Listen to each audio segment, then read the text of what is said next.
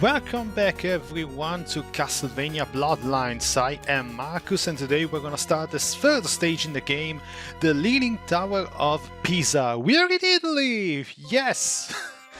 Italy represented and mentioned in a video game. I always love when my country makes an appearance. Unfortunately though, this stage kinda sucks. Yeah, this is one of my least favorite stages in the game. And okay, core point number one, I don't really like this stage music. It's menacing enough, I give him that, but it's also like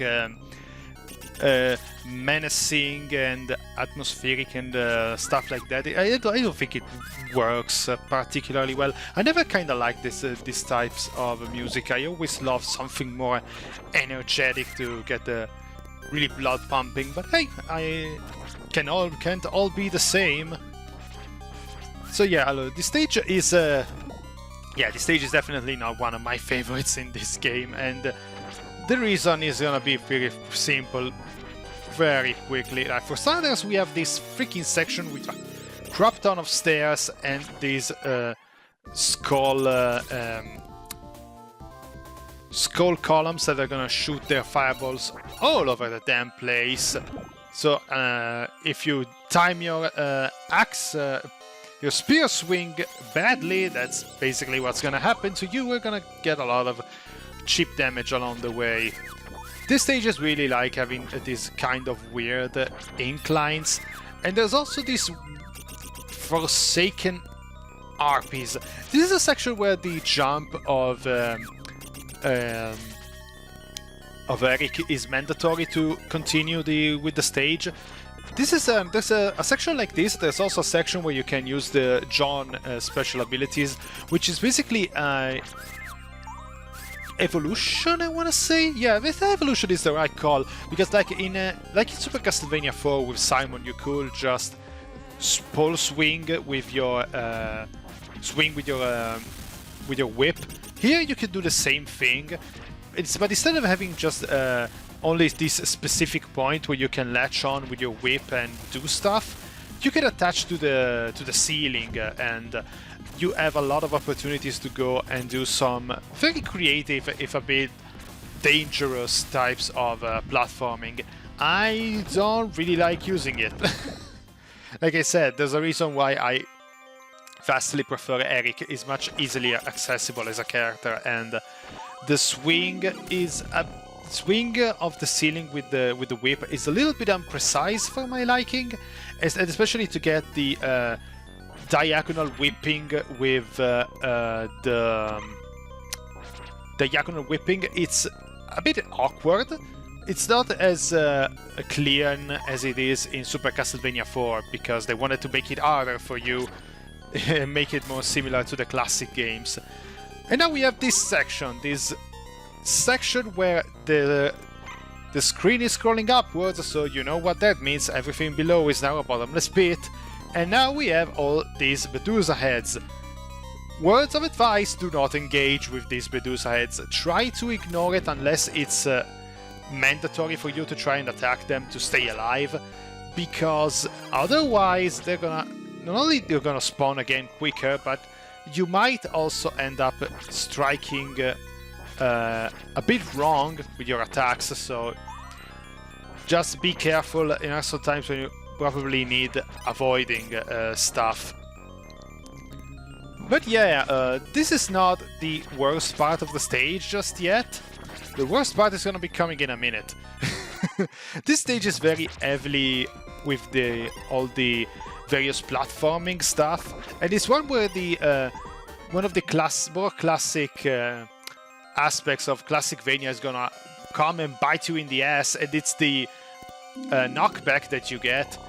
And here we are with this section, which is all about jumping around, and you have these skeletal gargoyles that come after you relentlessly. So unless you are quick enough you have to be quick to jump and precise with your swing. Otherwise, yeah, you're gonna get a lot of cheap damage, and if you're not falling downwards and basically dying in one hit, you're gonna get a lot of damage before the boss of the stage. And all that climbing section is very annoying to do. Thankfully, I think there's a checkpoint right before the boss, so it's not all that bad. But yeah, this section can really eat up all your lives if you're not careful. And I suggest you taking the axe for this boss, because yeah, you're gonna freaking need it. Yeah, like I said, this guy is moving in a circular pattern and then they come towards you. So it might be the best tactic to just wait for them to come to you. But the thing is that this, as you can see, the stage is an auto-scroller, and now we are going upwards.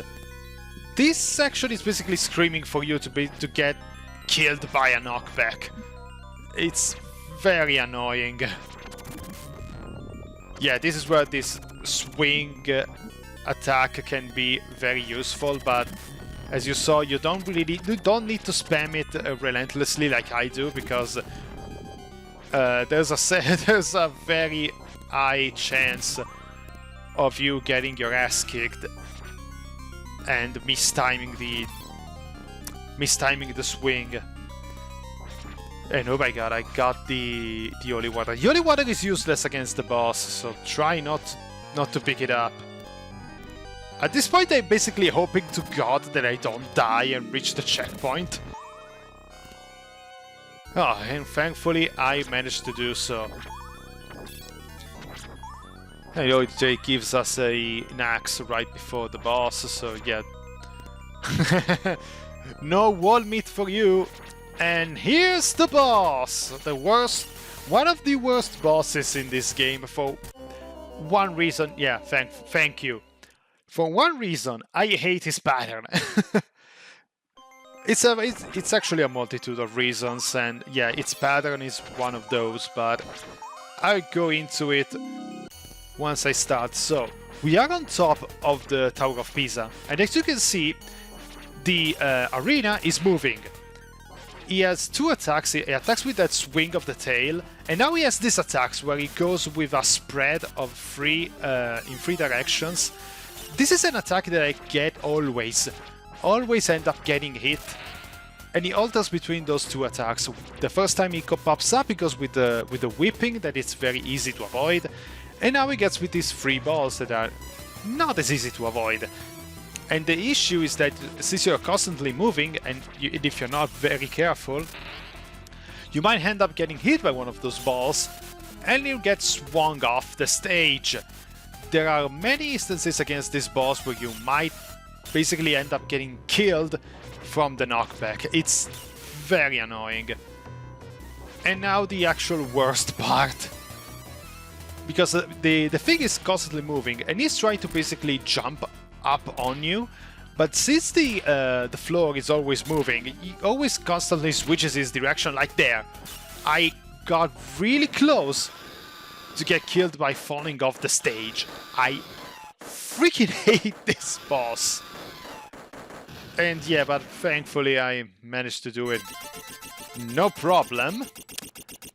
Pay no attention to the life counter. Everything went smoothly. But yeah, stage 3 done. Let's say goodbye to Italy. It's been a very short visit, but hey, always nice to see my my country.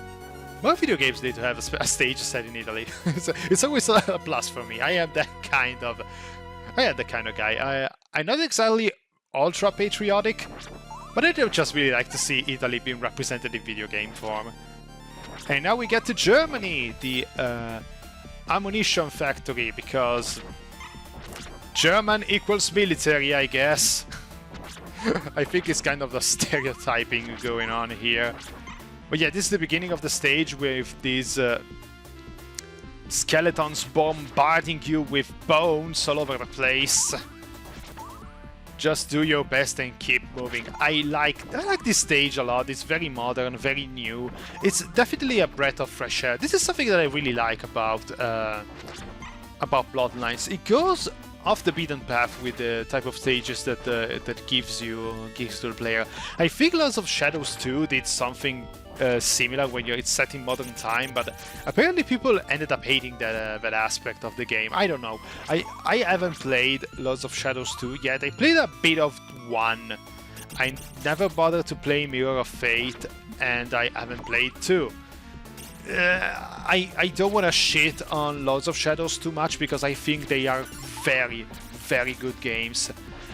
But I don't get the Castlevania vibes from them, and it's not an issue of the developers. They did what they were told to do, honestly. It's just a new direction, a direction that I don't entirely recognize as Castlevania, and I cannot bring myself to like it for that reason. But I really should give Lords of Shadows more of a chance, especially to talk about it on the blog. Follow me on my blog, MarkusTavern.blogspot.com. You can find the link in the description of the video. I need to do some plugging every once in a while because, yeah, this thing has been going on for a while now. So, yeah, might as well. Might as well keeping it going. And yeah, I have to talk about another one of the best tracks of this game, Iron Blue. Damn it! I hate these conveyor belts. Conveyor belts in a game with a fixed jump don't marry that well. But yeah, Iron Blue Intention, this track returned in Portrait of Ruin and is just amazing. This is one of my absolute favorite tracks in all of the Castlevania series. It's so energetic. This is the type of music that I like in my Castlevania games. I say this as Castlevania 4 is my favorite game. That one has a lot more. It's more the atmospheric side for most of their soundtracks, but yeah, like I said, I don't exactly make sense a lot of the times. I absolutely love the remix that they did in Portrait of Ruin, which is good that Portrait of Ruin has a lot of Castlevania, at least one Castlevania Bloodlines representation inside of it, because like it's a direct sequel to this story, so it was something that was extremely needed. I can assume your favorite Metroidvania is gonna be, if you're a Castlevania fan, I'm going to assume that your favorite Metroidvania is gonna be Symphony of the Night, because that game is so... it's so perfect in every single aspect. But if I had to pick my favorite, I'd go with Order of Ecclesia, because this, as much as a great game Symphony of the Night is, there is a... I don't like the... I'm in the minority here, but I don't really enjoy the inverted castle all that much. And it's basically half of the game. Half of the game where traversal is a bit of a bitch, and the enemies hit hard like nothing else in the game up to that point. So yeah. Oh, I love this. This is basically a callback to the classic clock tower stages in like Castlevania 3, Castlevania 4. They did a very, very good job jumping off to these gears. Like I said, I really love how this game looks. And these enemies, I think it's supposed to be more like the dollar hands from 4, but they are not holding their heads, so yeah.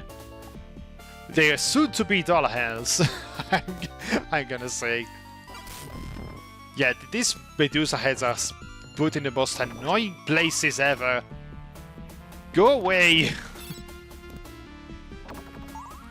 There is something that I'm not really using in this game, and that's the item crush. If you press up and the special weapon button, you unleash a new type of attack.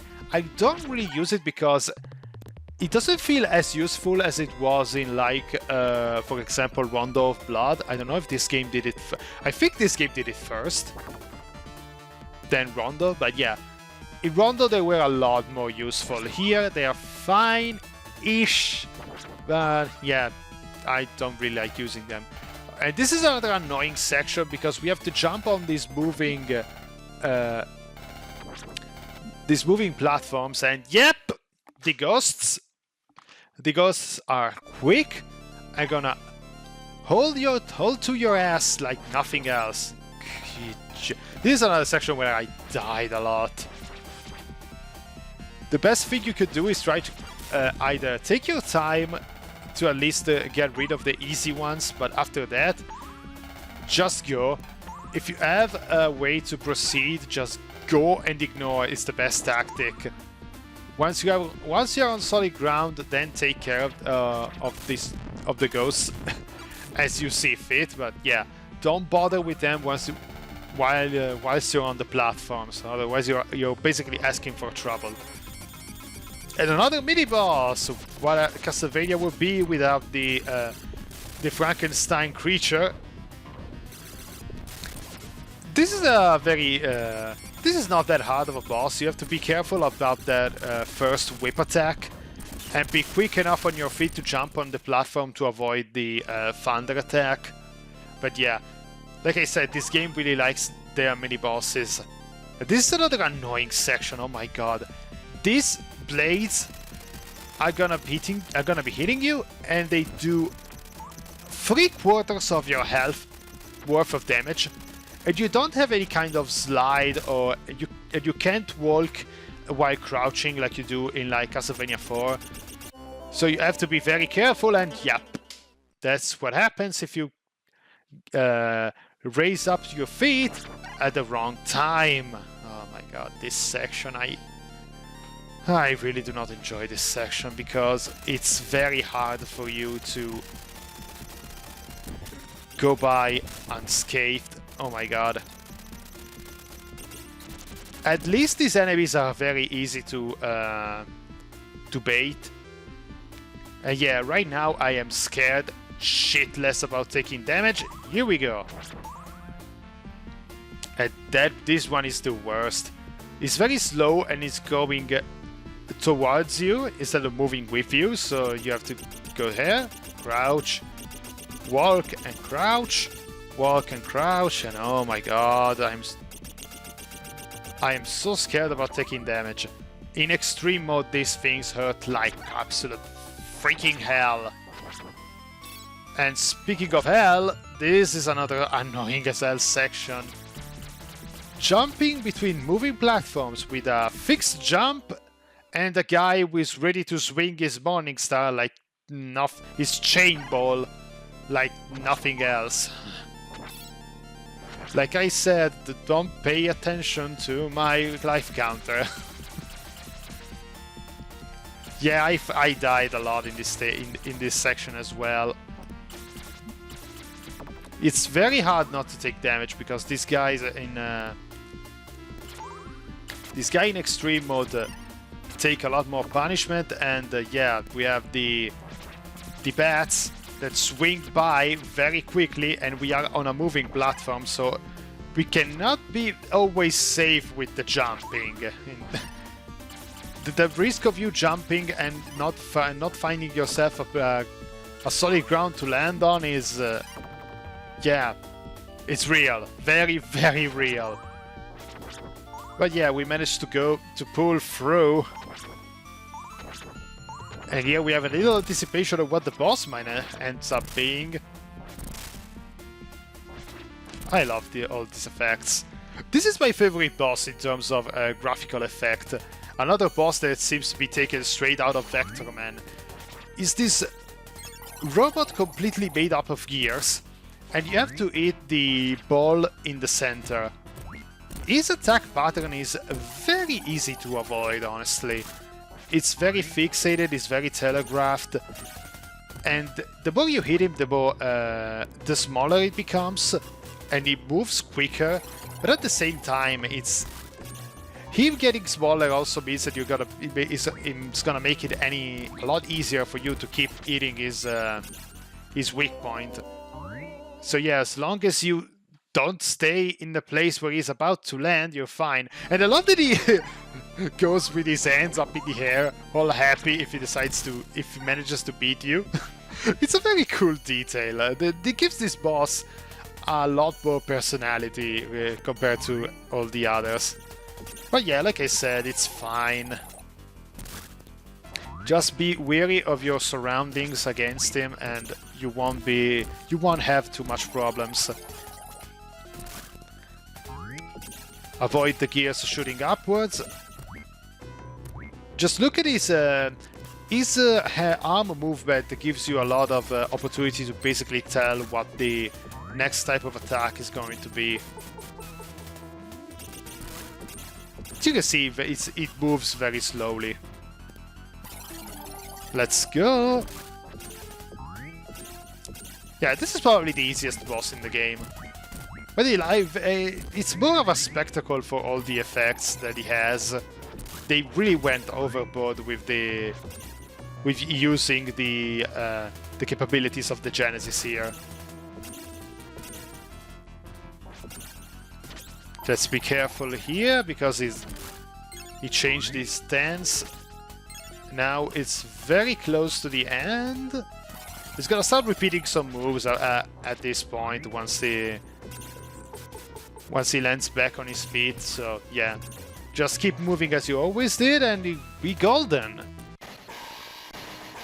I love this boss, really. It's probably my favorite boss in this game, just for the visual effects of it. Here we go! And another stage has been cleared. We have only 2 stages to go, and we see each other in the next part of Castlevania Bloodlines. I am Markus, and take care of yourself, guys.